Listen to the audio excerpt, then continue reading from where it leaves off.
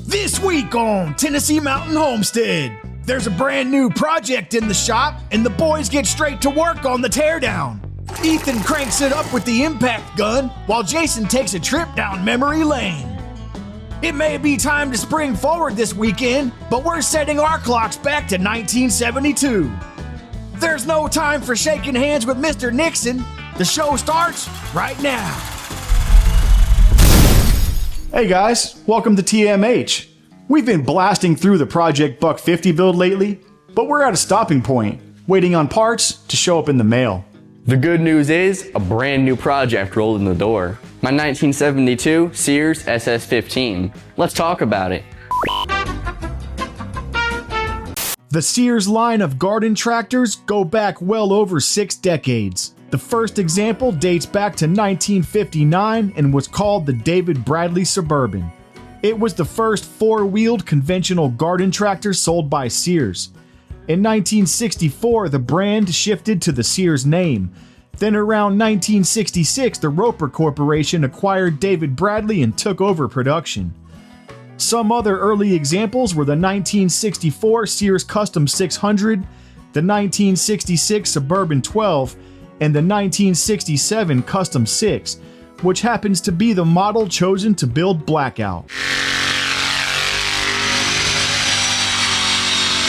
Fast forward to the year 1972, and you'll find the SS15 or Super Suburban 15 rolling off the assembly line and into the Sears Suburban, Farm, and Ranch catalogs. The SS15 was only produced in 1972. It was equipped with a 15 horsepower, heavy-duty Briggs & Stratton long-stroke engine, known for low-end torque and reliability. Out back, they featured a robust 3-speed transaxle, sometimes referred to as the 633A, which has a high and low range, giving it a total of 6 forward speeds and 2 reverse. The combination of these parts, coupled with the built-like-a-tank frame, made the SS15 extremely versatile, capable of every task from mowing the lawn to ground engagement work. This old workhorse was found on Facebook Marketplace for $150, rotting away in someone's backyard. We're pulling this tractor out of retirement and reconfiguring it into a whole new machine. It'll sport a more powerful engine than ever, be re-geared for more speed than ever, it'll have bigger tires than ever, and as far as we're concerned, it'll be better than ever. Today's mission is to tear down, and also to figure out why it won't roll. This transaxle seems to be locked up. And don't worry guys, we'll be gentle, I promise. Just try to leave the sawzall out of it this time. I'll do my best. You gotta be handy with the steel if you know what I mean. So what do you want to do first? Let's start with the engine and anything that mows grass. Let's go.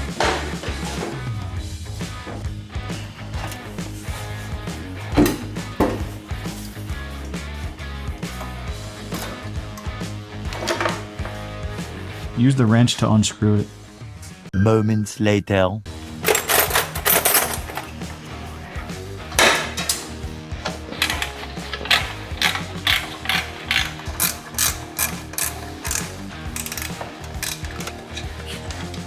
Alright, we need some impacts. I'll hold the grill, go ahead and unscrew it. Got it.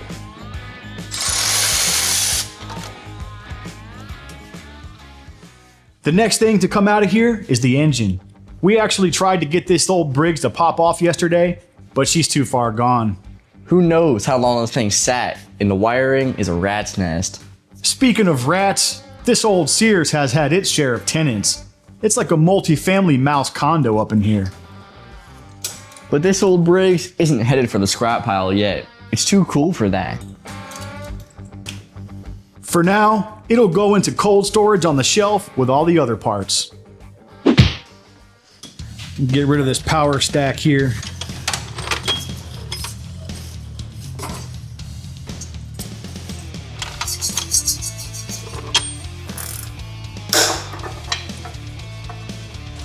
This thing could use a WD-40 bath.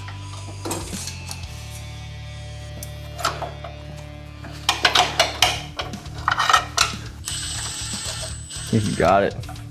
Nice.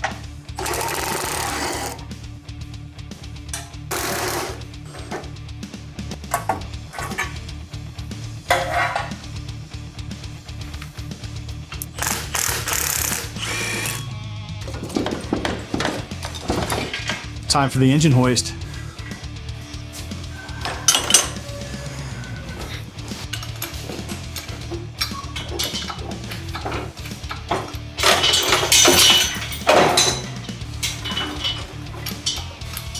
All right, there's still wires and stuff hanging on to that. It's just the starter generator, I think. The engine's free. Oh, no. Cable.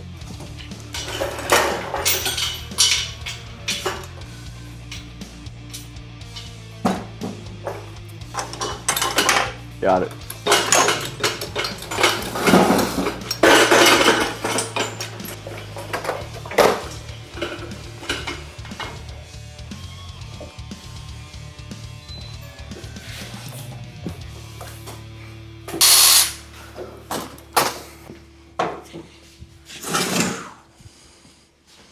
Hefty. It's time for a haircut.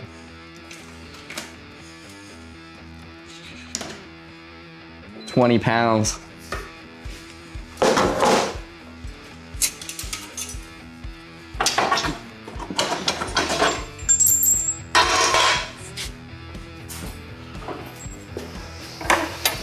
Go for it. Nailed it. One right here. Got it.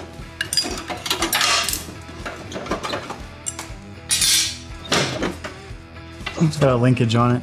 Yeah, I see it. We're gonna have to save this for later just in case we need to use the stock clutch.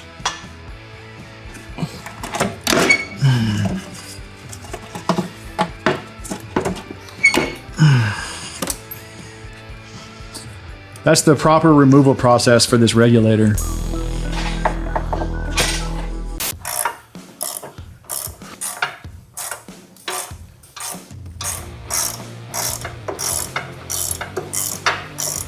Oh, the snap ring just snapped. Pull it like by the sides so that it's supported.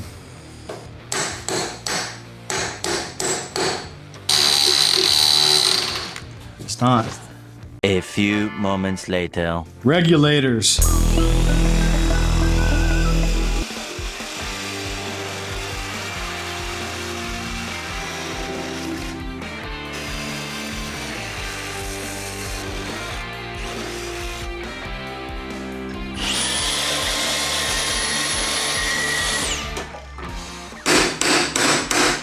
There it went. Nice. Nice.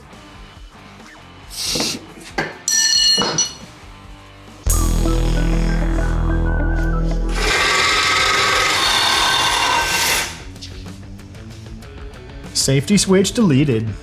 More moments later. Man, this thing's looking better than ever. What do you think? It's looking promising now that all the junk is gone.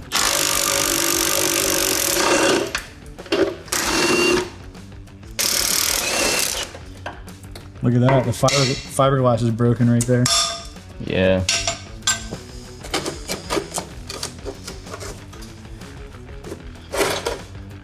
Oh, yeah. Mickey Mouse has been chilling. But he ain't in Disney World. Get the second story.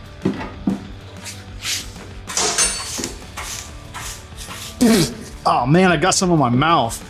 Well, Ethan, looks like we got the engine and all the implements off for the PTO. What's next? Let's get it up in the air. See why it won't roll. All right. This thing might just be a 500-pound tractor too. It's like a little hot rod right now. It's got fiberglass parts, just like an old hot rod. I had an old Mustang, a 65 Mustang that had a whole entire fiberglass front clip. That thing was cool. The car weighed less than 3,000 pounds and had a hot 289 in it. Great story. Compelling and rich. Look at that bracket.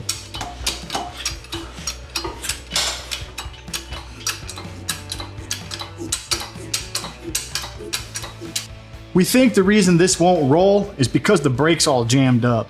So we're gonna pop off the bolt that holds on this linkage and see if it'll free it up.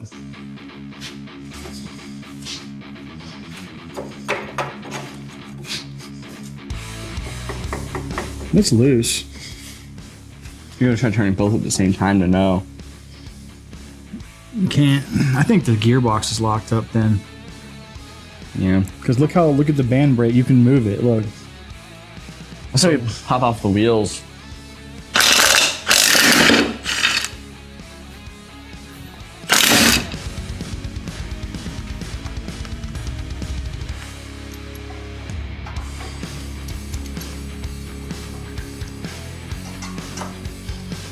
This is definitely cast iron. Yeah.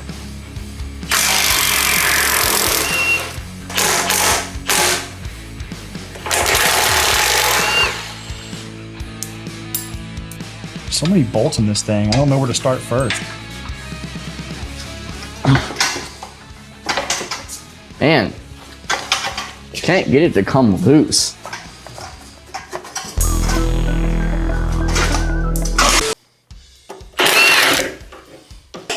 It's under a lot of pressure right now. Awesome. All right, I got the pin out. Ready? No.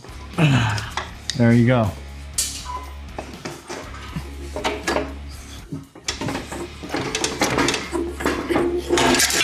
Ooh.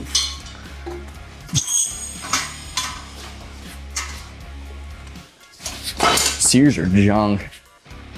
I'm gonna go into my other 633s. See what we can do. What's up, guys? We're up here in the barn loft where we keep a lot of our junk mower parts that Stefan and I bring home from the scrapyard. Over here we've got a lot of our tires and wheels, body panels, bumpers, engines and transaxles, seats, all the good stuff. So we've pulled a few of these 633s out of some of those older Craftsman GTs we find. So we're gonna bring one down and see if it fits in our Sears.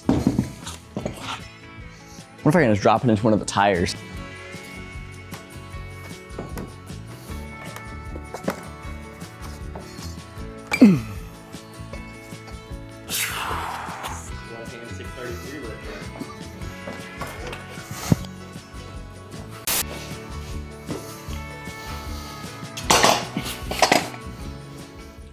Check it out, guys. This is the transaxle original to the Sears. And this is a 633 out of a later model Craftsman GT. It turns out this transmission is not locked up at all.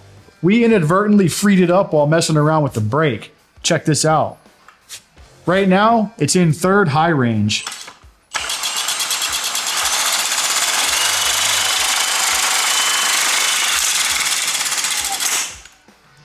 There are some minor differences between the two, but the biggest one is the mounting width.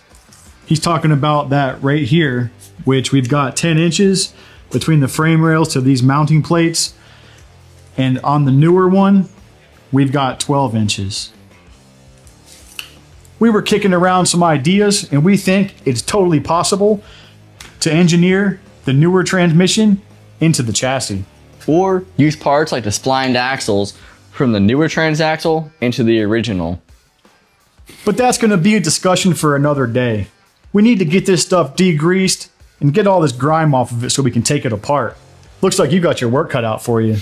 Oh yeah. But until then, that's all the time we've got for today. We'll see you guys next time.